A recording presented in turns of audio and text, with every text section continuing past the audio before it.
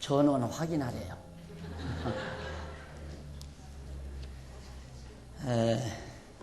하나님의 말씀 사무엘상 16장 1절.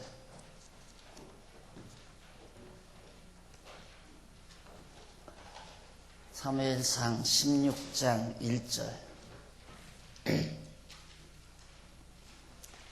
여호와께서 사무엘에게 이르시되 내가 이미 사울을 버려 이스라엘 왕이 되지 못하게 하였거늘 네가 그를 위하여 언제까지 슬퍼하겠느냐. 너는 기름을 뿔에 채워가지고 가라. 내가 너를 베들레헴 사람 이새에게로 보내리니 이는 내가 그 아들 중에서 한 왕을 예선하였음이니라. 1절 1절 봉독해 드렸습니다. 오늘부터는 1802페이지 1802페이지에 보면 하단 부분에 3번 다윗 왕국의 건립 내용이 거기 나옵니다. 사무엘상 16장에서부터 사무엘하 10장까지의 내용입니다. 사무엘상 16장에서 사무엘하 10장까지 여기가 하나님께서 다윗 왕국을 건립하시는 섭리를 우리에게 전해주는 계시의 내용이 담겨져 있습니다. 그 내용 가운데 16장에서 30장까지 사무엘상 16장에서 30장까지는 여호와께서 다윗에게 시련을 주시는 내용입니다. 다윗 왕국을 건립하시는 데 있어서 매우 중요한 것은 왕의 자리에 앉아야 될 다윗이죠. 다윗을 그냥 사용하시는 게 아니라 많은 시련을 겪게 만드십니다. 그 시련은 왜 주느냐면 지도자로서, 민족의 지도자로서 철저히 여호와 하나님만을 의지하는 믿음의 장부가 되게 하기 위해서는 시련 없이는 불가능하잖아요. 여러 차례 시련을 거쳐서 다윗의 믿음을 견고하게 하나님께서 그렇게 길러 놓으신 다음 다윗을 왕으로 세워 활용하시려고 시련을 주시는 그런 내용이 나와 있고요. 사무엘상 31장에서부터 사무엘하 10장까지 여기는 여호와께서 다윗 왕국을 형통케 하시는 그런 내용입니다.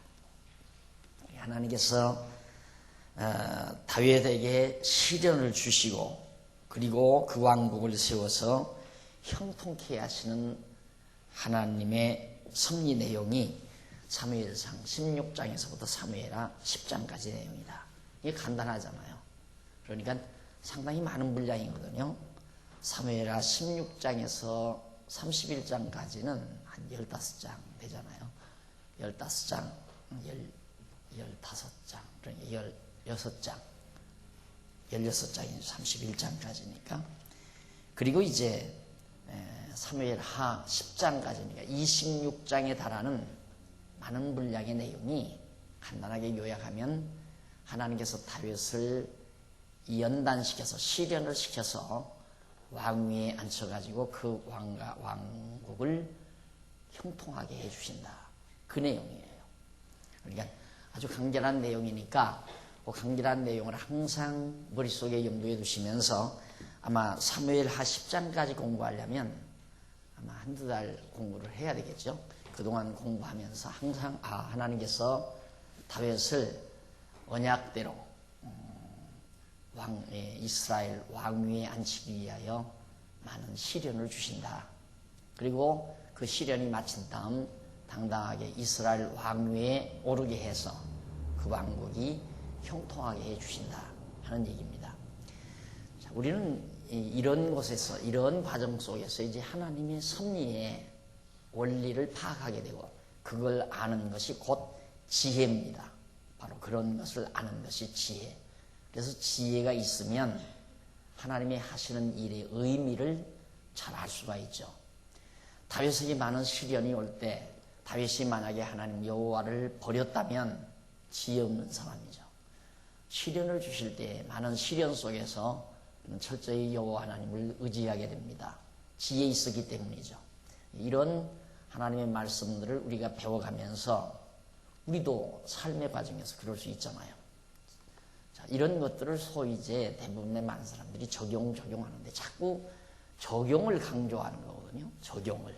그러면 내가 하나님의 말씀을 어떻게 응용해서 살 것이냐 쪽에 항상 말씀을 상고하는 포인트를 맞추는데 그건 엄청난 착각입니다. 거기에 목적이 있는 것이 아니고 그건 부수적인 부산물이에요. 부수적으로 얻는 것이지 그건 목적이 아니에요. 가장 큰 목적은 하나님은 언약대로 다스리게 하신다는 하나님께서 아브라함에게 생육하고 번성하라, 땅을 정복하라, 그리고 다스리라, 내 자손으로 하여금 큰 민족을 이루고 다스리게 해주겠다 하신 하나님의 언약이 구체적으로 이루어지고 있다는 사실을 우리에게 알게 하시려는 거예요. 그러니까 목적은 우리가 지금 공부하는 목적은 역시 하나님은 변함없이 틀림없이 언약을 이루시는 분이시로구나 라는 사실을 확인하는 것이 근본 목적이에요. 그런데 그걸 확인해가는 과정에서 하나님께서 다윗을 왕위에 올리실 때 그냥 올리시지 아니하시고 많은 시련을 주어서 하나의 민족의 지도자로서 당당하게 군림할 수 있도록 그의 신앙적 인격을 가다듬어 결국 이스라엘의 왕위에 앉히시는구나. 그걸 이제 부수적으로 우리가 알게 되는 거죠. 그러다 보니까 그런 지혜들이 내 생활 속에서도 이제 적용이 되는 거고. 그러니까 근본적으로 우리가 이 말씀을 통해서 배워야 하는 것은 하나님은 언약대로 이루시는 여호와이심을 배워야 되고 그 근본적인 진리를 터득함으로 말미암아 부수적으로 얻는 것이 뭐냐면 나에게도 많은 시련이 다가올 때 절망하지 아니하고 좌절하지 아니하고 굳굳하게 승리할 수 있는 지혜를 얻는 데 있다. 그래서 여호와를 아는 것이 지혜의 근본이라는 말이 그런 곳에서 통하는 내용입니다. 자, 그러면 3페이지에 와서 한쪽 가로 1번을 보시면은 다윗 왕 시련 내용이 거기 나옵니다. 다윗 왕의 시련.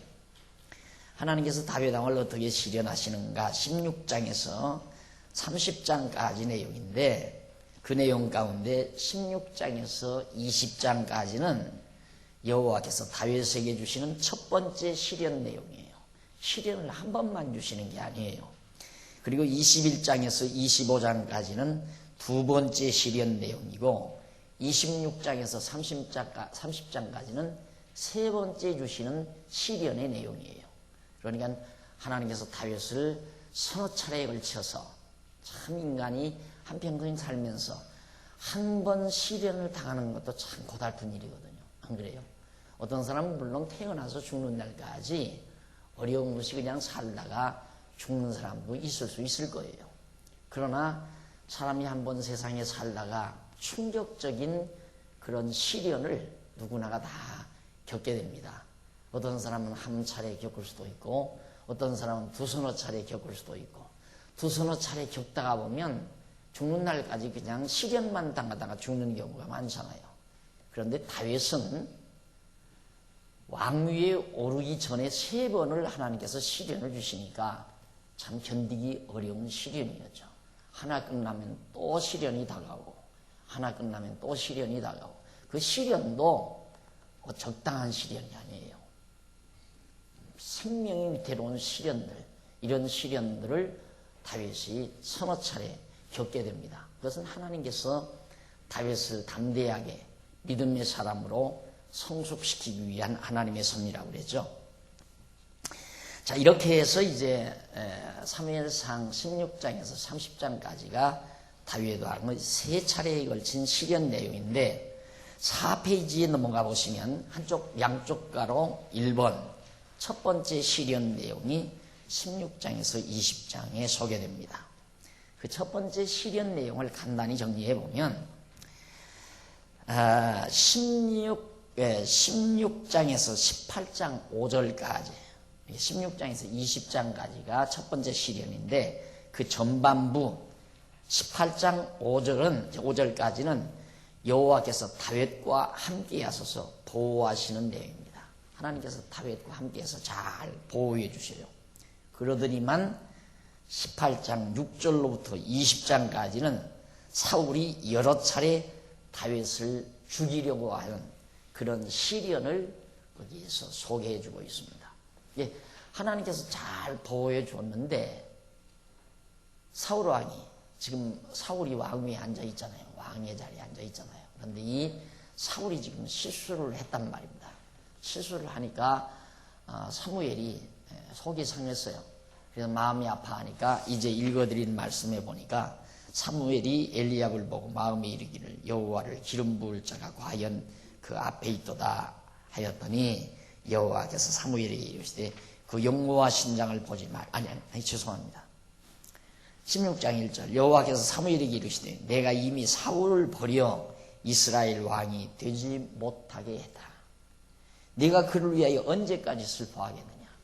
사울이 잘못한 것 때문에 사무엘이 매우 슬퍼한단 말입니다. 그것을 지금 하나님께서 사무엘에게 책망하는 내용이에요. 슬퍼하지 말라. 이미 하나님 내가 그 사울을 버렸다. 그러니까 이런 사울이 이제 극악해져 가지고 사람이 되게 보면 이런 것도 지혜죠. 사람이 망하려고 들면 사람이 악해져요. 악독해져요. 사악해진단 말입니다. 근데 이 사울이 지금 굉장히 사악해졌어요. 그래가지고 힘없는 다윗이 무슨 힘이 있어요? 초라한 목동인데 그 초라한 목동 다윗을 죽이려 든다 이 말입니다.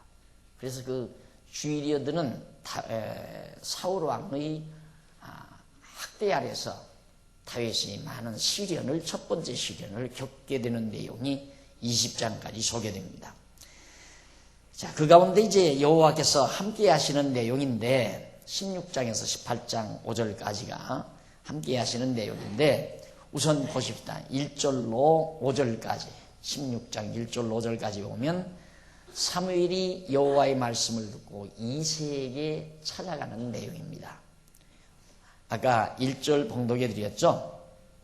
언제까지 너는 기름을 뿔에 채워가지고 가라.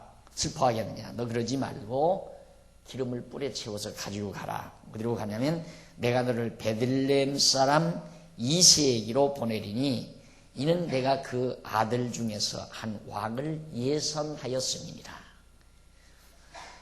사무엘아, 너 자꾸 그렇게 슬퍼만 하지 말고 사울이 망가졌다고 해서 슬퍼하지 말고 너 뿔에다가 기름을 채워서 왕에게 붓는 기름이죠. 그 기름을 채워서 너는 베들레헴으로 너는 가라. 그 베들레헴에는 유다 족속들이 사는 지역입니다. 유다 족속들이 사는 지역. 그러니까 하나님께서 이미 야곱을 통해서 언약하신 약속대로 언약대로 왕을 세우시려면 유다 지파에서 왕이 나와야 되잖아요. 그러니까 당연히 유다 지파가 살고 있는 베들레헴으로 사무엘이 왕의 기름을 부으러 갈 수밖에 없는 거죠. 그래서 하나님께서는 바로 베들레헴으로 가라고 사무엘에게 그렇게 말하면서 지적을 해줘요. 베들레헴 사람 이새라고 하는 사람이 있는데 그 이새에게로 보내리니 왜냐하면 내가 그 아들 중에서 이새의 아들 중에서 한 왕을 미리 선택해 놨다 그 말입니다. 하나님께서 왕을 미리 선택해 놨다. 그러면서 2절 사무엘이 가로되 내가 어찌 갈 수 있으리까 사울이 들으면 나를 죽이리이다. 이건 엄청난 위험스러운 일이죠. 사울이 지금 살기등등한데 악이 차가지고 살기등등한데 하나님의 사람 사무엘이 다른 사람 왕을 세우려고 기름을 뿔에 채워가지고 베들레헴으로 갔단다. 그럼 당장 사무엘 죽이라고 군대 보내서 죽이라고 할 거 아닙니까? 그런 나쁜 배신자라고. 역적이라고 말해요. 요즘으로 말하면 역적 아닙니까? 왕이 영원히 살아있는데, 그리고 사울 왕이 살아있을 뿐만 아니라 사울 왕이 죽으면 사울의 아들이 지금 왕이 될 건데 어디 가서 왕의 기름을 붓느냐 이거죠. 말도 안 되는 얘기입니다.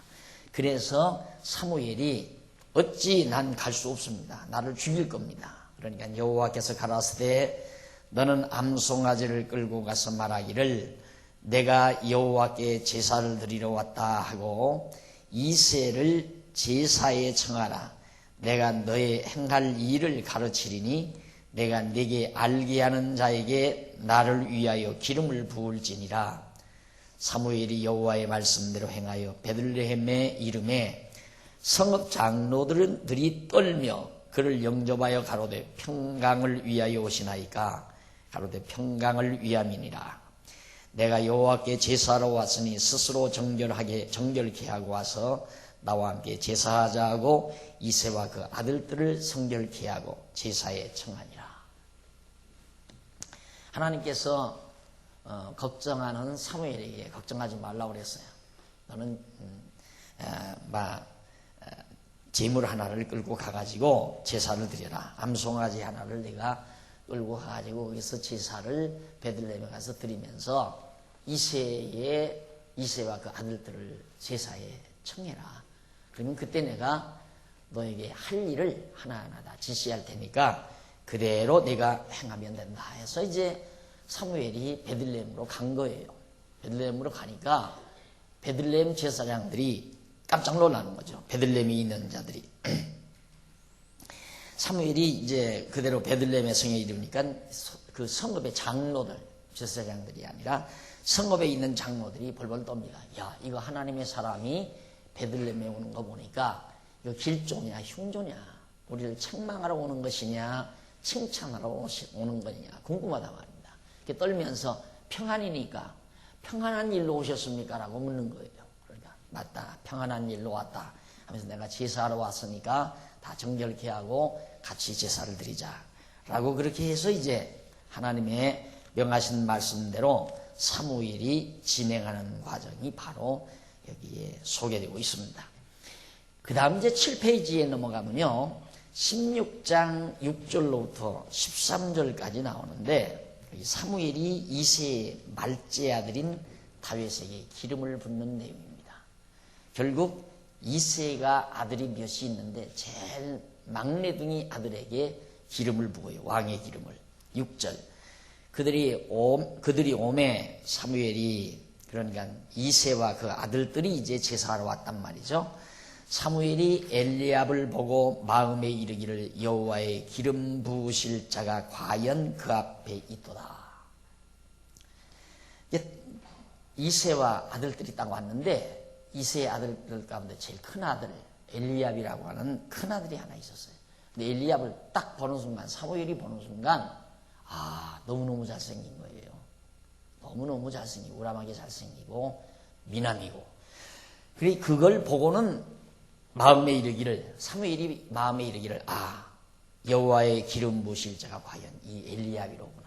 그렇게 마음을 먹었어요.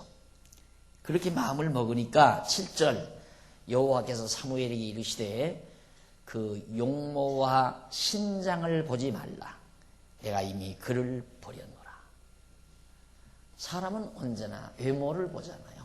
외형을 보는데 하나님께서 당장 사무엘에게 용모와 신장, 키가 크다고 해서 사울도 얼마나 잘생겼댔어요.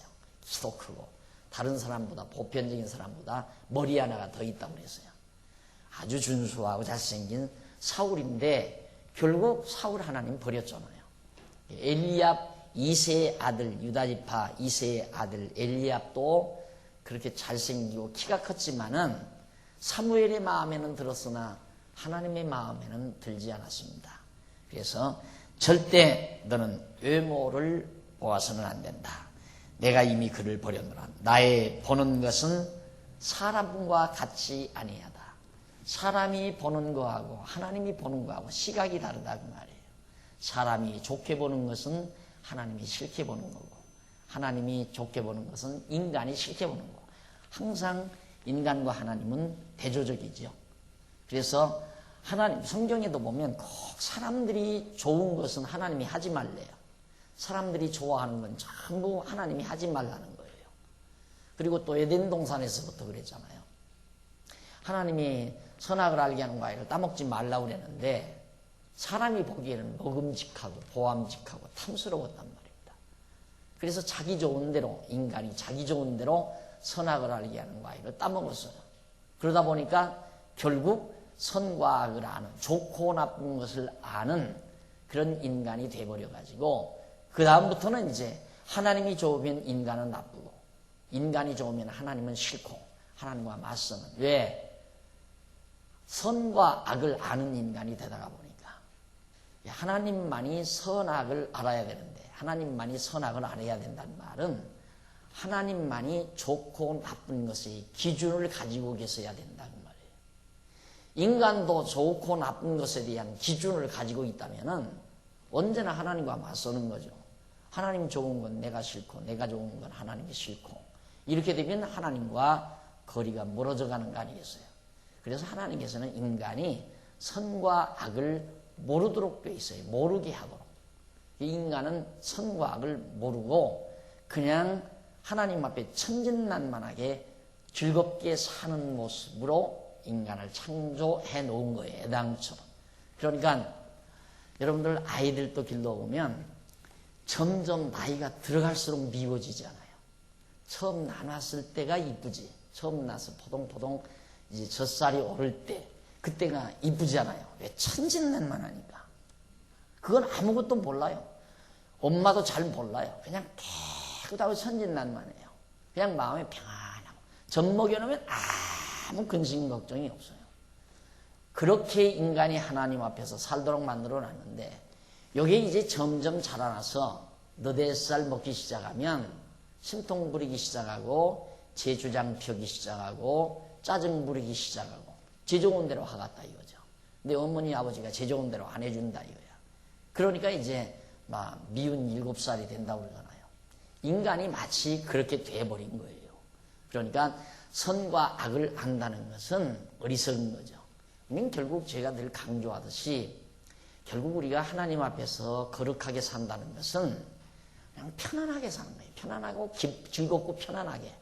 이게 천진난만한 거죠. 즐겁고 편안하면 되는 거예요. 그러면 거기 즐겁고 편안한 사람이 남 미워할 이유도 없고 남 시기할 이유도 없고 욕심 부릴 이유도 없고 그렇잖아요.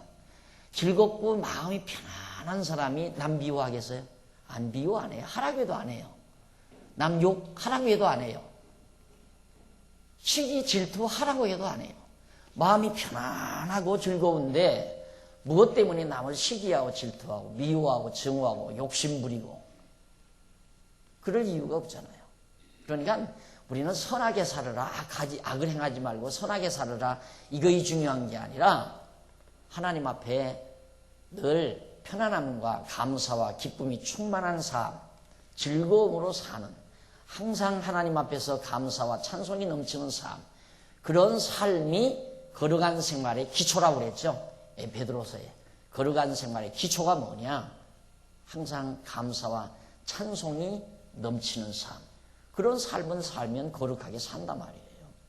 그러니까 우리가 이렇게 하면 선한 것이다, 저렇게 하면 악한 것이다, 그걸 골라서 행동하는 게 아니라 하나님 앞에 감사하고 기쁨이 충만하게 살면 그냥 거룩한 삶, 그게 천진난만한 생활이거든요.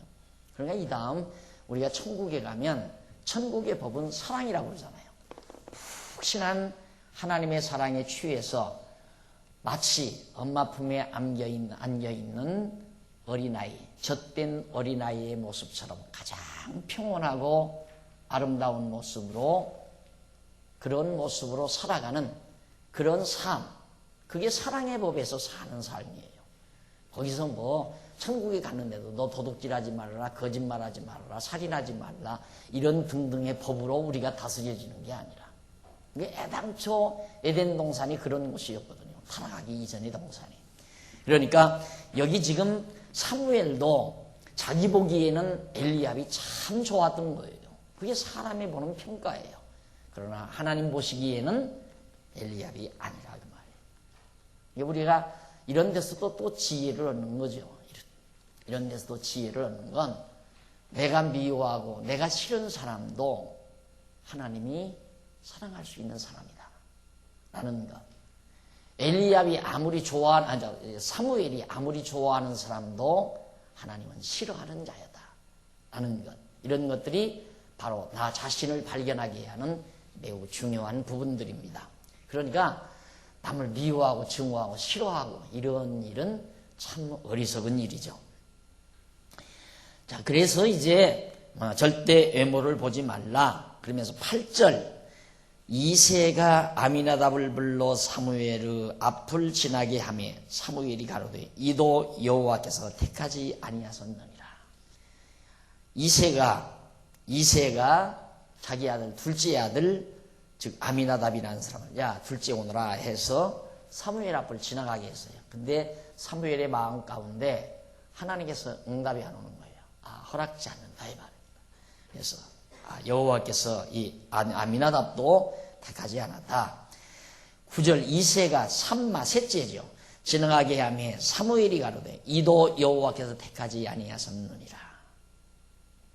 이새가 그 아들 7으로 다 사무엘 앞을 지나게 하나 사무엘이 이새에게 이르되 여호와께서 이들을 택하지 아니하고 또 이새에게 이르되 내 아들들이 다 여기 있느냐. 이새가 가로되 아직 말째가 남았는데 그가 양을 치나이다.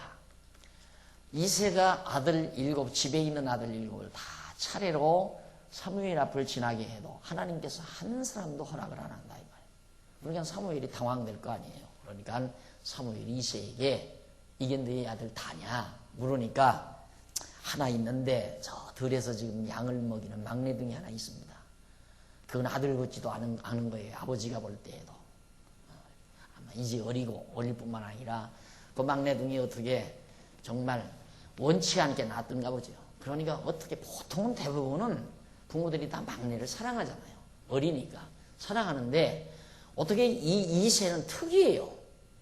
다른 형제들은 7 아들들은 다 품어놓고 같은 집에서 살게 하고는 그 어린 막내는 다윗은 저 들가에 내버려서 양이나 치게 하고 들가에서 잠자리 하게 하고 이것도 다 하나님의 섭리죠. 그렇게 부모에게 버림받게 하신 것도. 이게 부모에게 버림받은 다윗이 강직하게 크잖아요. 어려서부터 부모 의지하지 아니하고 들판에 가서 맹수와 더불어 싸워야 되고 밤에는 막 맹수들이 우울거리는 그런 곳에서 양떼들을 지켜야 되니까 얼마나 담대하게 크겠어요. 어린 자녀들을 과보해서 기른다는 건 아이들을 죽이는 행위 아니에요. 부모가 과보하는 자녀들은 죽이는 행위나 다름없단 말입니다. 왜? 자립성이 약해지고 담력도 약해지고 조금만 하면 낑하고 울고 학교에 가서도 조금만 하면 그냥 징징 울고 그리고 유약한 자녀가 되어버린다 이 말입니다.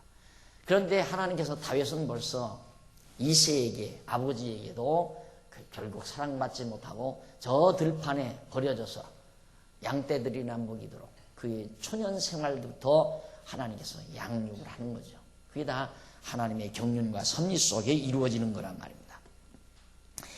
그래서 결국 또 이새에게 이르되 네 아들이 여기 있느냐 다 여기 있느냐 하니까 하나 더 있습니다. 양떼를 지키나이다. 사무엘이 이새에게 이르되 보내어 그를 데려오라.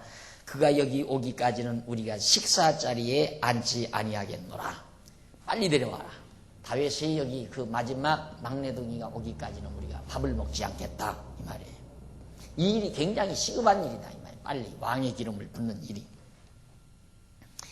이에 보내어 그를 데려오매 그의 빛이 붉고 눈이 빼어나고 얼굴이 아름답더라. 그의 빛이 붉다. 그럴 거 아니에요. 건강하게 들가에서 맑은 공기와 더불어 건강하게 자라기 때문에 혈액순환이 잘 되는 건강한 모습이었고 눈이 빼어나다. 그럴 수밖에 없죠. 그 들판에서 맹수들을 지켜봐야 되고 양떼들을 지켜야 되니까 눈에 얼마나 힘이 들어갔겠어요. 그러니까 눈알이 번쩍번쩍 할 거 아닙니까? 사람이 항상 눈에 힘을 주고 살아야 되거든요. 눈에 힘을 주고 눈에 힘을 주고 살으라니까 눈에다가 정오와 미움의 정오의 빛을 갖다가 담고 살면 그건 힘이 들어가는 게 아니라 정말 눈에 빛이 이루어져 가는 거예요. 눈에 힘이 들어가는 거예요. 힘을 주는 것은 항상 정의감에 불타고 사명감에 불타고 그리고 아름다움에 정말 아름다운 마음을 가지고 정말 모든 것을 살피고 이런 시각들은 눈을 항상 맑게 하고 힘있게 만드는 가장 중요한 요인들입니다. 그러니까 다윗은 밤에도 밤잠을 설칠 수밖에 없죠. 맹수들을 살펴야 되니까. 맹수를 살피는데 이렇게 감고 살피겠습니까? 좋은 눈빛으로 살피겠습니까? 눈에 벌써 힘이 팍 들어갈 거란 말입니다. 자기가 사랑하는 양떼들을 보호해야 되니까. 그래서 눈빛도 아주 좋을 뿐만 아니라 그 핏빛도 얼굴빛도 붉고 그리고 얼굴이 참 아름다웠다고 그랬습니다. 여호와께서 가라사대 때 이가 그다. 바로 이 다윗, 이 막내둥이 다윗이 바로 기름 부을 자다 이 말이죠. 일어나 기름을 부으라. 사무엘이 기름을 취하여 그 형제 중에 그에게 부었더니 이날 이후로 다윗이 여호와의 신에게 크게 감동되니라. 사무엘이 떠나서 라마로 가니라. 사람 보기에는 못나고 초라한 다윗이었지만 하나님 보시기에는 가장 아름다운 자였습니다. 그래서 그에게 기름 붓고 하나님의 신이 다윗과 함께 하시다. 그 부분이 매우 중요한 거죠. 다윗이 이제부터의 생활은 물론 과거에도 하나님이 인도하지만 더 충만하게 다윗에게 하나님의 신이 감동해서 다윗은 모든 일거수일투족을 인도해가고 보호하시는 하나님의 섭리가 시작이 되는 겁니다. 자, 그래서 이제 거기 보면 이 기름을 붓다란 말, 다윗에게 기름 부었다는 말이 나오죠. 그게 8페이지 밑에서 6째 줄 보면 1808페이지 밑에서 6째 줄 보면 거기 나옵니다. 기름 붓다라는 말은 히브리 원문으로 마샤흐라고 하는데 이는 기름을 바르다 또는 성별하다, 거룩히 구별하다. 성별이라는 말은 구별한다 이 말이죠. 그렇잖아요. 이세의 8명의 아들들 가운데서 다윗을 거룩히 하나님의 사람으로 기름을 부어서 구별했다. 그런 뜻이에요. 그래서 이제 마샤 이 말이 메시아란 말과 같은 의미예요. 그래서 메시아 이 말은 메시아 그리스도란 말이죠. 기름을 부은 자, 기름 부음 받은 자. 그러니까 다윗이 기름 부음 받아 왕이 된 것처럼 예수 그리스도도 기름 부음 받은 메시아로서 만왕의 왕이시라 이 말입니다. 그러니까 다윗은 오실 메시아에 대한 그리스도에 대한 하나의 모형적인 예표적인 인물인 거죠. 이 다윗이. 자, 이래서 이제 결국 하나님께서 이제 다윗과 함께 하는데 그 여호와의 신이 다윗과 같이 했다 하는 말은 1809페이지 위에서 8째 줄, 7째 줄 뒷부분에 보시면, 중간에 보시면 여호와의 신은 히브리 원문으로 루하 예호와라고 하는데 이는 하나님 여호와의 영이라는 뜻이다. 이는 일찍이 여호와께서 야곱을 통하여 유다에게 왕의 홀과 치리자의 지팡이가 떠나지 아니하리라고 하신 말씀을 이루어 주시는 섭리 과정입니다. 그러니까 창세기 49장 10절 내가 늘 강조했죠. 야곱이 유다에게 내게서는 왕의 홀이 떠나지 아니하고 치리자의 지팡이가 실로가 오시기까지 떠나지 않는다. 이렇게 언약하신 말씀이 이제 구체적으로 유다 지파 다윗에게 이제 왕의 기름이 부어져서 왕이 나오는 겁니다. 그러니까 아까도 처음 제가 시작하면서 말씀드린 대로 이 말씀은 부분 속에서 우리의 생활의 지혜를 얻으려는데 그 목적이 있는 것이 아니고 궁극적으로는 아브라함에게 언약하신 3대 언약이 있죠. 3대 언약, 3가지 언약을 이루시기 위해서 하나님께서는 야곱을 통해서 그 다음 아들 유다에게 왕 3대 언약 중에 자손, 땅, 통치. 자손도 번창했고 땅도 정복했단 말입니다. 우리 지금까지 공부한 것이 이제는 문제는 다스리는 자, 통치 언약이 이루어져야 되는데 이 언약을 이루기 위해서는 그대로 하나님께서 야곱을 통해서 유다에게 언약하신 대로 이 언약이 이루어지기 위해서는 유다 지파에서 이 다윗에게 지금 왕의 기름을 부은 것이다. 이 얘기를 확인시키려는 거예요. 성경이 그렇게 간단해요. 그것만 오직 그 하나를 위해서 성경이 기록된 거예요. 그런데 그런 하나님의 섭리 과정을 우리가 공부하다가 보면 생활의 지혜를, 삶의 지혜도 곁들여 부수적으로 우리가 얻는 것뿐이죠. 그런데 근본 목적은, 하나님께서 계시하시는 근본 목적은 가르치지 않고 자꾸만 생활 과정에서의 그 지혜만, 소위 생활의 교훈만을 자꾸만 성도들에게 가르쳐 준다 이 말이죠. 그럼 문제는 근원이 여호와를 아는 것이 결국 이렇게 섭리해 가시는 이 여호와를 아는 것이 지혜의 근본인데, 모든 근본인데, 이 근본 뿌리인데 여호와를 가르쳐 주지 않고 가지, 그 부수적인 생활의 지혜만을 자꾸만 가르치니까 뿌리 없는 나무 가지가 꽃이 필 수 있어요? 잎이 피어 열매 맺을 수 있어요? 필요 없는 거예요. 그러니까 도리어 부담만스러운 거예요. 자꾸 우리에게 가르쳐 주는 생활의 교훈 자체가 부담스럽다 이 말이에요. 여호와를 알면 생활의 지혜가 절로 다 터져서 결국 열매도 맺고 결실도 맺고 그렇게 돼 있다. 뿌리가 있어야 돼요. 뿌리가. 그러니까 성경을 통해서 하나님이 언약대로 이루시는 여호와, 언약대로 유다 지파에서 다윗을 왕으로 세우신 여호와에 대한 확실한 신앙, 이것이 지혜의 근본이란 말입니다. 그럼 거기서 다 모든 문제가 다 해소되는 거예요. 전부가 다. 그런데 가장 근본된 계시의 목적은 가르쳐주지 아니하고 부분 속에서 나타나는 하나의 그 부수적인 산물만을 자꾸 우리에게 얘기해서, 여러분, 하나님께서는 시련을 주시는 것은 앞으로 위대하게 쓰시려고 시련을 줍니다. 시련 받는다고 해서 다 위대해져요? 어떤 사람은 죽는 날까지 죽도록 고생만 하다가 죽는 사람도 있는데, 그게 안 맞는 거란 말입니다. 그게. 그러니까 그런 어리석은 교훈, 부분적인 생활의 교훈에 완전히 빠져들기 때문에 마치 그런 착각에 빠지게 돼요.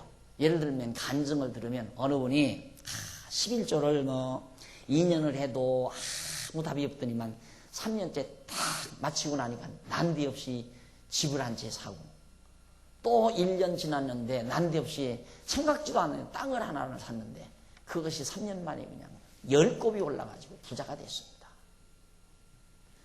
이런 간증을 듣고 나면 사람들은 어떻게 하냐면, 나도 이제 11조를 지금 1년째 드렸으니까 앞으로 2년만 더 드리면 되겠구나.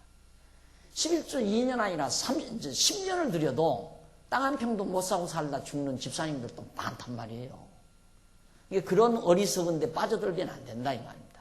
이게 가장 중요한 건 하나님을 여호와로 아는 이 지혜의 근본, 이것이 매우 중요한 거란 말입니다. 성경은 이걸 우리에게 가르치기 위해서, 이 지혜의 근본을 깨닫게 하기 위해서 성경을 우리에게 계시해 준 건데, 성경을 놓고 엉뚱한 얘기만 자꾸 가르쳐 준다는 건 말이 안 되는 얘기죠. 자, 그 다음 이제 16장 14절로부터 23절까지 보면 다윗이 수금을 타서 사울 왕에게 들린 악신을 쫓아내는 내용이 나옵니다. 여호와의 신이 사울에게서 떠나고 여호와의 부리신 악신이 그를 번뇌케 한지라. 놀랍잖아요. 여호와의 신이 다윗에게 함께하고 사울에게서 떠나요. 그렇죠? 여호와의 신이 바로 다윗에게는 이제 함께하게 되고 사울에게서는 떠난단 말입니다. 그럼 떠나기만 했느냐? 떠나기만 한 것이 아니라 도리어 반대로 여호와께서 부리시는 악한 신이 있어요. 악신. 사단의 신이죠. 사단의 영. 악신. 이거 하나님께서 부리시는 영이에요. 틀림없죠. 악신을 하나님이 부려요. 이 악한 신을 어디다? 사울에게다 죽어서 사울로 하여금 번뇌케 해요. 번뇌. 막 고민하고 괴로워하고 고통스럽게 만든다. 번뇌. 그러니까 이 번뇌라고 하는 악령이 들어가서 사람을 괴롭게 만드는 겁니다. 예. 영의 역사죠. 영의 역사. 인간의 정신, 그러죠. 정신. 이 정신. 이 신자가 이거 신자. 이 납신, 신. 우리의 정신이 결국 흐려진다고 하는 것은 악신이 내게 들어오니까 정신이 흐려지고 정신적인 고충이 다가오는 거.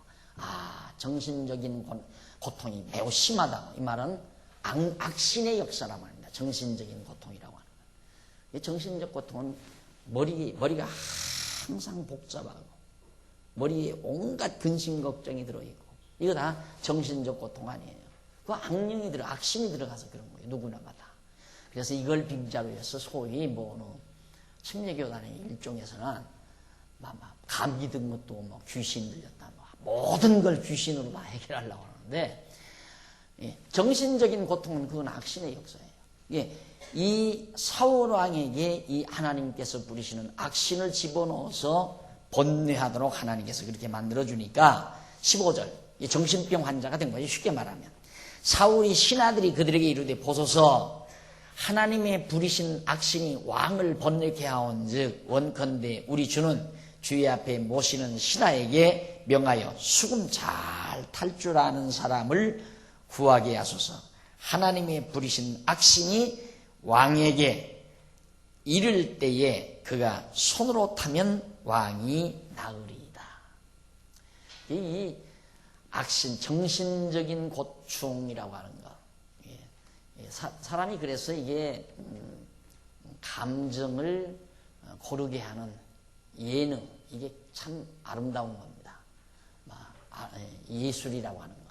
예술은 우리의 감정을 다스리는, 감정을 순화시키는 좋은 매체 아닙니까? 철학은, 지식은 우리의 두뇌를 번전하게 하는, 지성을 만족시키는, 철학은 지성을 만족시키고 예술은 바로 우리의 감성을 고르게 하고, 그리고 의지는, 사상이 바로 우리의 인간 의지를 강하게 만드는, 그래서 지성과 감성과 의지를 제대로 다스려가는 데는 지식과 철학과 그 다음 예술과 그 다음 사상, 이게 매우 중요한 것들이거든요. 이래야 이제 인격을 고르게 만들어가는데, 문제는 철학 자체가 인간의 지성을 만족시키지 못했다는 데 문제가 있는 거고, 그 다음 예술도 인간의 이 타락된 예술 자체가 인간의 감성을 만족을 못 시켜요. 그러다 보니까 예술이 완전히 엉망이 돼버리는 거죠.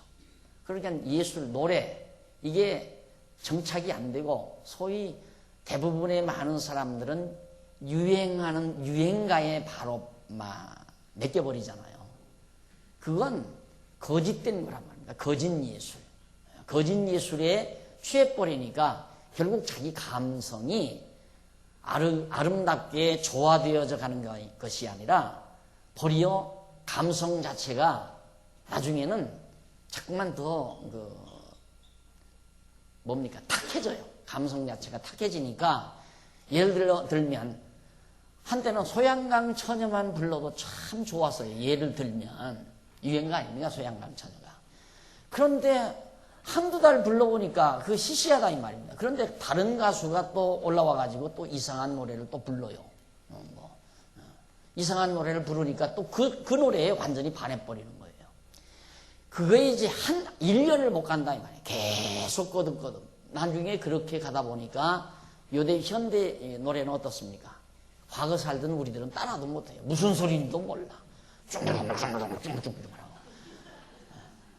꼭 먹다가 얹힌 개구리 통째로 삼키다가 얹힌 능부렁이 소리처럼 그런 소리가 나야 그게 아름다운 가요가 되는 그런 이상야릇한 세상이 되어버리는 거예요. 그런 예술 속에, 그런 예술 문화 속에 살아가는 일성이 고물 리가 없죠. 다 퇴폐되고 타락될 수밖에 없고. 그러니까 인간은 건전한 지식, 완벽한 진리, 그리고 아름다운 예술, 그리고 바른 사상에 완전히 자리 잡혀져야 인간의 지정의가 제대로 구축된 건전한 인격으로 성숙될 수 있는 겁니다. 이게 사울이 지금 악령이 들어가니까, 악신이 들어가니까 정신이 혼란하다 이 말이에요. 온갖 잡념이 머릿속에 들어가서 머리를 아프게 하고 머릿속에 생각 속에 온갖 잡념이 자기를 지배하다 보니까 마음의 기쁨과 평안을 잃어버리게 되고 그러니까 완전히 정신 환자가 되어버린 거죠. 예? 현대인들은 엄밀히 따져서 다 정신분열 환자들이에요. 아이들도 공부하는 거 보세요. 그냥 우리 공부 때는 저는 지금도 그렇지만 뭔 일 하게 되면 그냥 딱 책을 보면 책 속에 폭 빠져버리고 글을 쓰면 글 속에 폭 빠져버리잖아요. 커피 갖다 놓고도 커피 한 잔을 제대로 먹어보는 때가 없잖아요. 잠깐 쉬느라고 커피 한 잔 타다가 뜨거우니까 몇 번 마시고 갖다 놓고 한참 일하다 보면 커피가 그냥 싸늘하게 다 식어버려서 또 버리게 되고 그런 경우가 종종 자주자주 있지 않아요. 그런데 요즘 아이들은 안 그러거든요. 레시바 끼고 음악 듣고 눈은 책 보고 손으로는 볼펜 돌리고 발로는 장단 맞추면서 이게 다 정신분열증 환자들이에요. 정신분열증 환자들. 그러니까 결국 정말 뭔가 깊이 있게 되지도 않고 사람도 그래요. 이 생각이 갈라지면 그건 자기에게 불행한 거예요. 집념이 약하다고 그러죠. 집념이 약하다. 현대인들은 집념을 싫어해요. 집착하는 걸 싫어한단 말입니다. 누가 자기에게 집착하는 것도 싫어해요. 부담스럽다 이 말이야. 자기도 어떤 사람에게 어떤 상대에게 집착하는 걸 싫어하고 집착할 필요 없다 이거예요. 이상한 세상을 우리가 맞아서 지금 살고 있는 거예요. 이게 다 퇴폐 문화거든요. 타락된 문화. 이런 정신분열 환자, 정신병자죠. 그러니까 이 정신병자 아니 제정신을 가지고 요즘 젊은 아이들 춤추듯이 여러분 나와서 추라면 추겠어요? 못 추잖아요. 창피해서도 못 추고 추지도 않고. 그런데 요즘 젊은 세대들은 그렇게 못하는 것이 바보예요. 그러니까 이상한 세상이죠. 이상한 세상.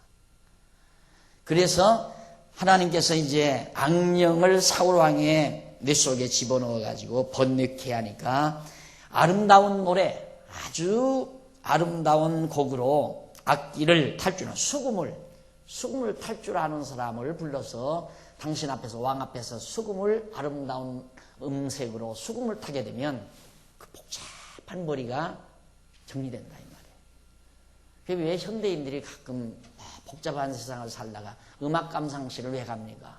그래서 왜 음악 감상실을 가요? 음악 감상실 갔는데 소양강 처녀 부르는 거 봤어요? 음악 감상실에서는 소양강 처녀 안 부르잖아요.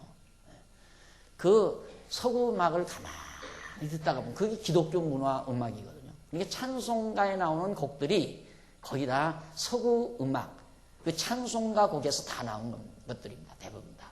그래서 이 찬송가에는 서구 음악이 아주 고도로 깊은 명곡들이 너무너무 많죠. 그러니까 찬송가 곡을 가만히 듣다 보면 산만했던 정신도 차분하게 가라앉고 정리가 되잖아요. 다 이렇게. 그래서 음악이라는 게 그만큼 좋은 겁니다. 그래서 그 사람은 어떤 음악을 좋아하느냐에 따라서 그 사람의 정신 상태를 직감할 수가 있는 거죠. 정신 상태 자체를. 그러니까 지금 이 사울왕에게도 아름다운 수금 잘 탈 줄 아는 사람을 구하게 하소서. 하나님의 부리신 악신이 왕에게 이를 때 그가 손으로 타면 왕이 나을 것입니다. 아름다운 음악을 들으면 정신병이 낫는다 그 말이에요. 그런데 요즘에는 정신병자 데려다 놓고 막 좀 가까이 하게 이러면서 찬송을 부른다 이 말이에요. 도리어 정신환자들을 데려다 놓고 내 주를 가까이 하면서 아주 부드럽고 유연하게 그렇게 고요하게 불러주어야 발작하던 정신병자들도 차분하게 정신이 잡혀지는데 그걸 더 충동이지. 막 쥐야 하면서 막 박수를 쳐대면서 하니까 더 정신이 산만한 거죠. 그런 곳에 부흥회 같은데 정신병자 데리고 가면요 더 세게 들려오는 경우가 참 많아요. 정신환자는 혹시 정신환자라는 게 농도차가 있거든요. 처음에는 멍하니 말을 안 해요. 그것도 정신병 시초거든요. 네, 정신병 시초.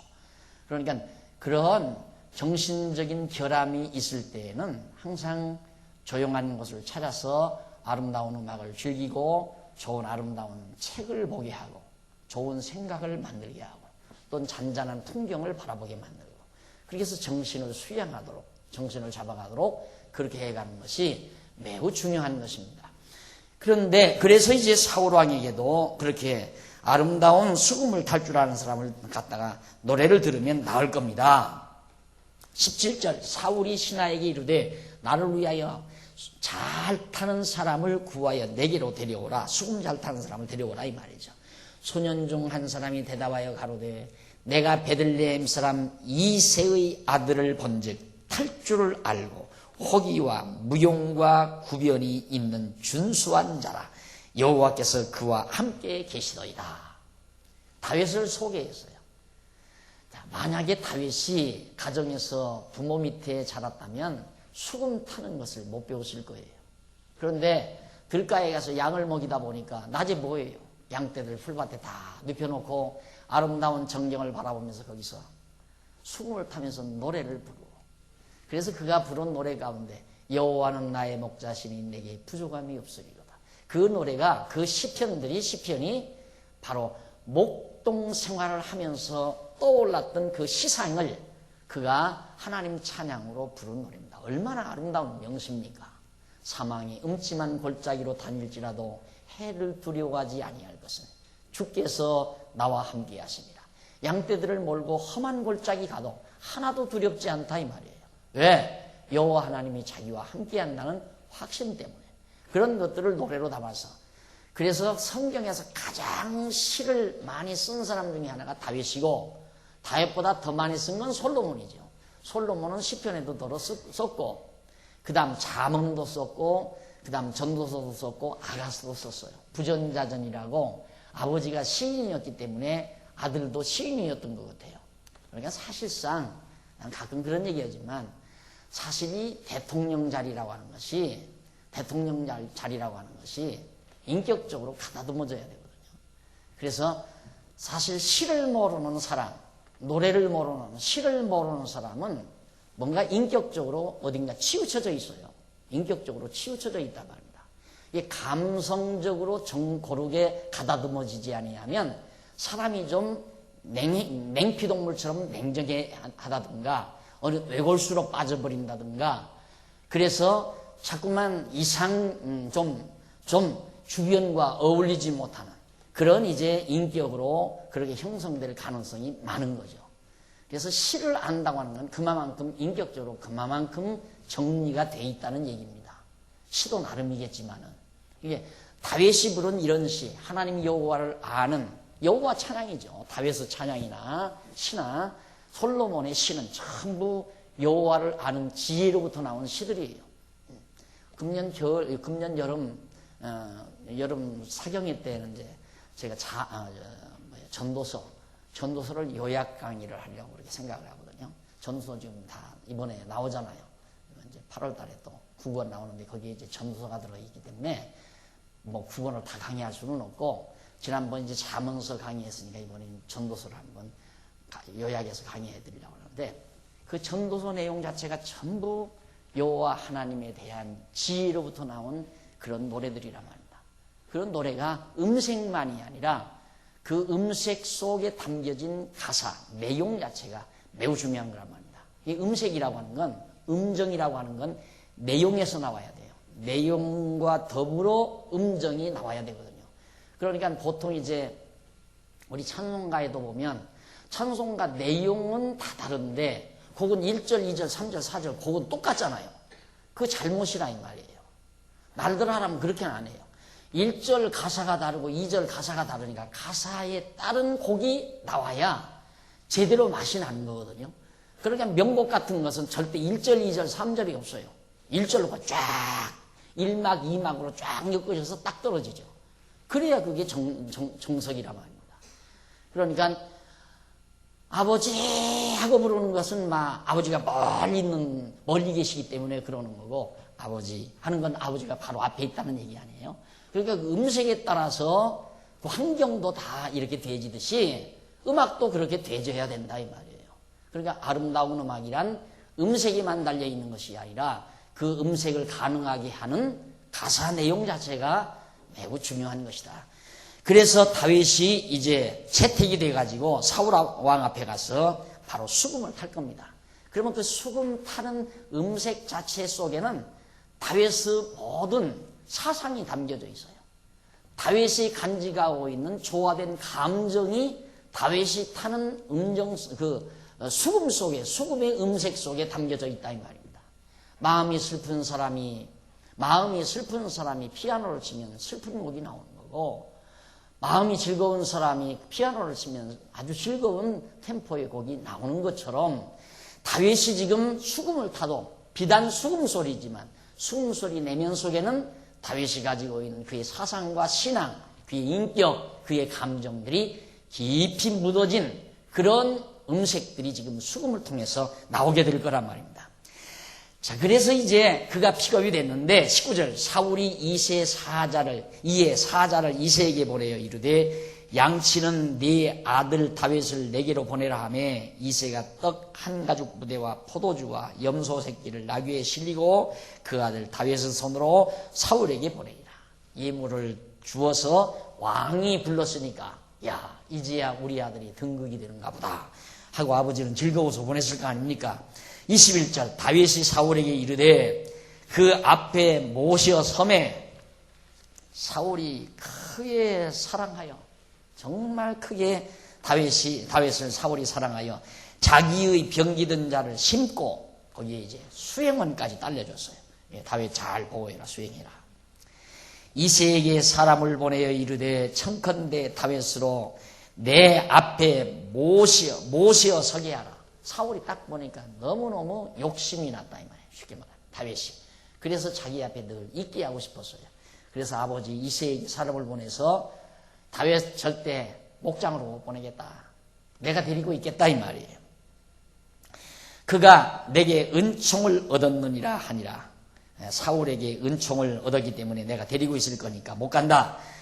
하나님의 부리신 악신이 사울에게 이를 때에 다윗이 수금을 취하여 손으로 탄즉 사울이 상쾌하여 나았다. 상쾌하다. 이 표현이 우리말 참 표현이 참 좋아요. 상쾌하다. 머리는 항상 상쾌해야 된다. 상쾌하지 못한 머리는 역시 악령의 영향권 아래에 있다는 사실 늘 기억하셔야 됩니다. 상쾌하지 못하면 총명기가 없어요. 총명하지를 못하잖아요. 총명, 명철. 총명해야 아주 총기가 있고 밝아야 명철, 밝게 옳고 그름을 분별하는 명철한 기능이 작용이 된다. 그래서 총명과 명철은 뗄 수 없고, 총명해지려면 지혜가 있어야 되죠. 지혜와 지식. 지혜와 지식에 의한 총명이 명철을 낳게 한다. 그래서 하나님을 아는 지혜가 모든 부분에 대한 지식, 올바른 지식을 갖게 함으로 총명해져요. 머리가 아주 상쾌해진다 이 말입니다. 그러면 이제 명철하게 행동할 수 있다. 판별할 수 있다. 그러니까 이것이 옳은가 저것이 그런가를 분명하게 분별하는 능력, 그걸 명철이라고 그러잖아요. 그래서 가장 이게 우리 믿는 성도들에게는 매우 중요한 부분입니다. 지혜와 지식, 총명과 명철. 항상 이거 전부 머리에 달려있는 거거든요. 머리, 두뇌에. 여러분들이 지금 성도대학, 지금 대학기째 공부하시지만 공부하면 할수록 머리가 상쾌해지잖아요. 머리가 가벼워지잖아요. 무엇든 머리가 가벼워지지 않느냐 말입니다. 가벼워지게 돼 있어요. 왜? 여호와를 아는 지식이, 여호와를 아는 지혜. 모든 지혜의 근본이기 때문에.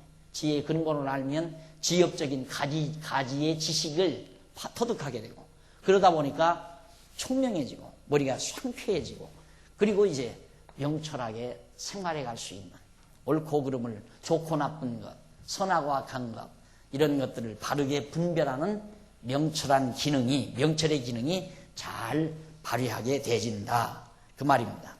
그래서 거기 여호와의 부리신 악신이란 말이 나오는데 1810페이지 거기 조금 내려가면 히브리어로 거기 나오죠. 그 14절로 16절 밑으로 네 번째 보면 여호와의 부리신 악신 히브리 원문으로 루아 라하의 메트 예호호와라는 말로 거기 이제 나오는데 이 말은 여호와 앞에 악령이라는 뜻이에요. 여호와 앞에 악령이라는 뜻인데 여호와 앞에는 여호와의 영 외에 악령도 있다. 그러니까 여호와께서는 여호와의 악령에 대비된 선령이라고 볼 수 있죠. 선한 영과 악한 영이 다 여호와 앞에 있는 거예요. 그러니까 하나님께서는 악령 넣을 자에게는 악령을 주고 선한 영, 다윗에게 하나님의 영을 주듯이 그렇게 영을 줄 자에게는 하나님의 영을 주는 거고 신을 주는 거고 그렇게 해서 그 영에 의해서 작용이 되는 거란 말입니다. 영에 의해서.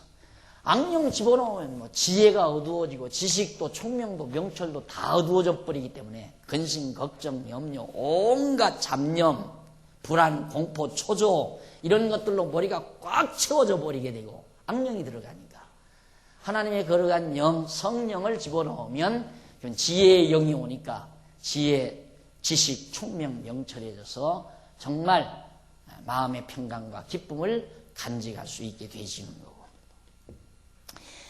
자, 그 다음 제 부리신 악신, 여호와의 부리신 악신, 그 밑에서부터 5째 줄, 하나님의 부리신 악신이라고 나오죠. 또 하나님의 부리신 악신, 23절에 보면,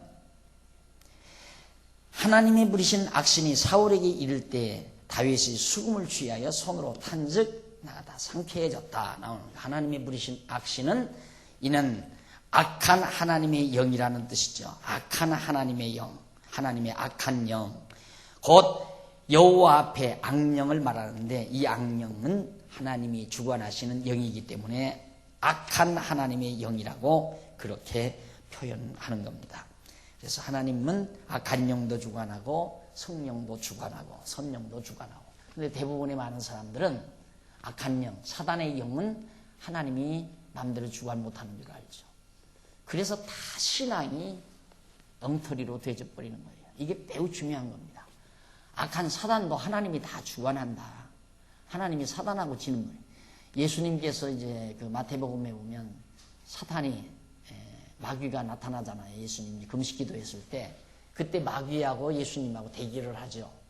근데 그 대결을 할 때 예수님이 이겼다. 이런 정도로 하는 거예요. 그러니까 이겨먹어야 된다. 그게 아니거든요.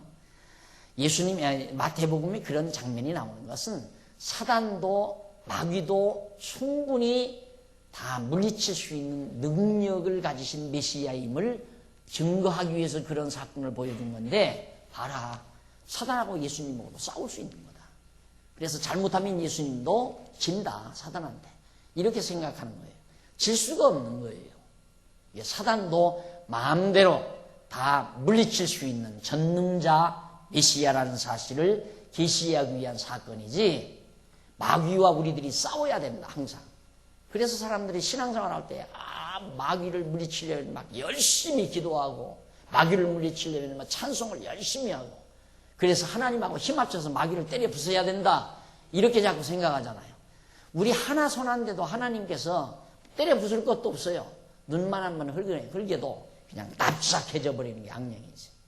하나님이 부리시는 영인데 어디 하나님 앞에서 감히 대들기를 해요. 어림도 없는 얘기죠. 그러니까 여러분 애쓸 거 없어요. 여러분들이 마귀 이기려고 애쓸 거 없어요. 마귀 이길 수도 없고 우리는 어떻게 신을 우리가 이겨요. 안 그래요? 하나님께서 다 주관해 가시는 것이니까. 자, 그 다음 이제 넘어가서 17장 1절로 11절부터 보면 블레셋 군대의 도전으로 사울과 백성들이 두려워하는 내용이 거기 나옵니다. 자, 이제 사울에게 악령은 떠나는데 갑자기 블레셋 군대가 쳐들어옵니다. 우리 차 한 잔 들고 계속해서 하십시오.